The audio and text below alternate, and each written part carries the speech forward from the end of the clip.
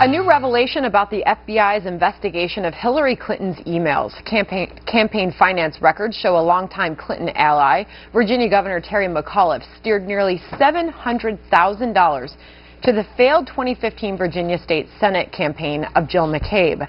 Her husband is a longtime FBI official who was later promoted to deputy director of the Bureau and eventually helped oversee the Clinton email investigation. Chief Intelligence Correspondent Catherine Herridge is live in Washington with more on what we are learning on this. Catherine. Well, thank you, Sandra. Fox News has independently confirmed through campaign finance records that the wife of a senior FBI official did receive in excess of $400,000 from Virginia Governor Terry McAuliffe, a close Clinton confidant. Associate FBI Director Andrew McCabe's wife, Dr. Jill McCabe, ran for state senate in Virginia last year. While she lost the race, she received $467,000 from the group Common Ground Virginia, which is McAuliffe's PAC, and Dr. Jill McCabe also received another $207,000 from the Democratic Party in Virginia. The Wall Street Journal was first to report the story, showing the contributions represented more than a third of Dr. McCabe's campaign funds. McAuliffe, the Journal reports, personally recruited Dr. McCabe in March of 2015. That is the same month the Clinton email investigation began. At that time, McCabe's husband was associate deputy director, and as you mentioned, after the campaign ended, he was promoted to deputy director with an oversight role in the Clinton email investigation.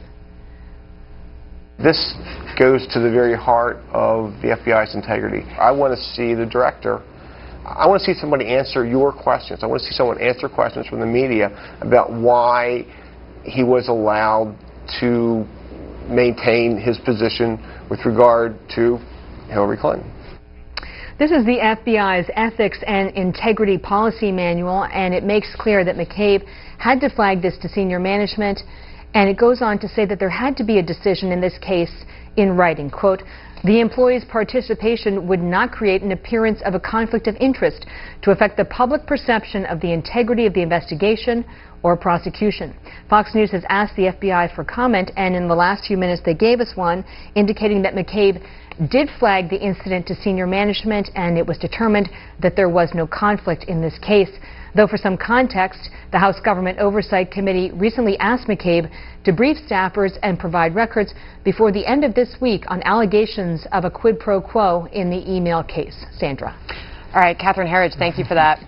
As we were listening to that, Judge Andrew Napolitano on the couch, I was getting worried about you there. Well, I mean, these are unbelievable revelations. These are unbelievable revelations, and before we get to them specifically, it's the sad backstory of this campaign. Whoever you think should win, Mrs. Clinton or Donald Trump, the diminution of the reputation of the FBI from world-class, apolitical, top-of-the-line law enforcement down to getting involved in the nitty-gritty, dirty politics that everybody else is involved in is very, very sad for those of us who've worked with the FBI, watched it, and admired it during our professional career. And you just hear James Comey's words in our head. There were no politics involved in this investigation, but then, Julie, we learned that $500,000 from the Virginia Governor PAC was donated to the wife of this FBI agent who then later worked on the investigation of Hillary Clinton, and then $200,000 from the Virginia Democratic Party. So this, to me, raises a larger issue than just the specific case, which is at which point do you as a wife or as a spouse have a separate life apart and beyond from your husband? I remember when Democrats were going after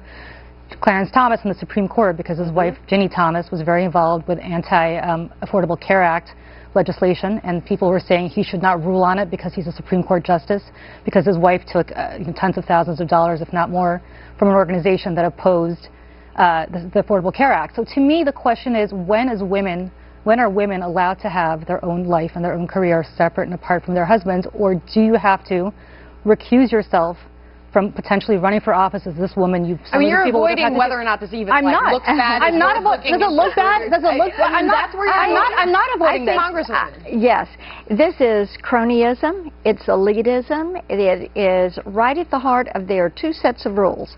One for the basket of deplorables and everybody else, and one for the elites. Should Clarence Thomas have resigned? In Washington. Let me say and this is what people are tired of. This is one of the things that is at the heart of this election, just like the sad story of what has evolved with the FBI. There's no law breaking here. And I actually agree with what Julie said. It is not the wife who should have recused herself. It's Andrew McCabe who should have recused himself, taken himself off the case and allowed others at his level or below his level or above him, Director Comey, make the decisions and not him, so that he could avoid the appearance of impropriety.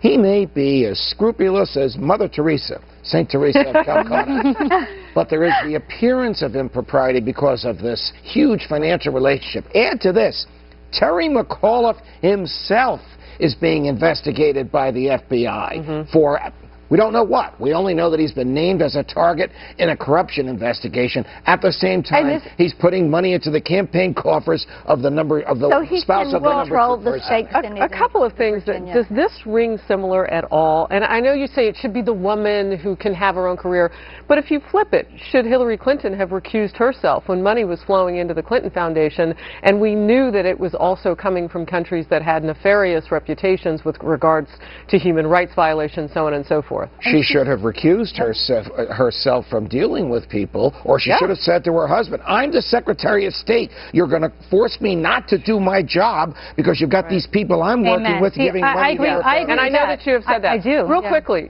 should Comey resign? Who are you asking? I'm asking you. The question is, what would a President Trump or a President Clinton do with Comey if he's in there? I think he has a lot of answers to give that he hasn't given yet. Should he resign? I think that is something that certainly should be considered, Harris, because people are losing faith, and you've got to go in and have some type of reorganization and a different commitment from leadership. All right, a lot more to get to.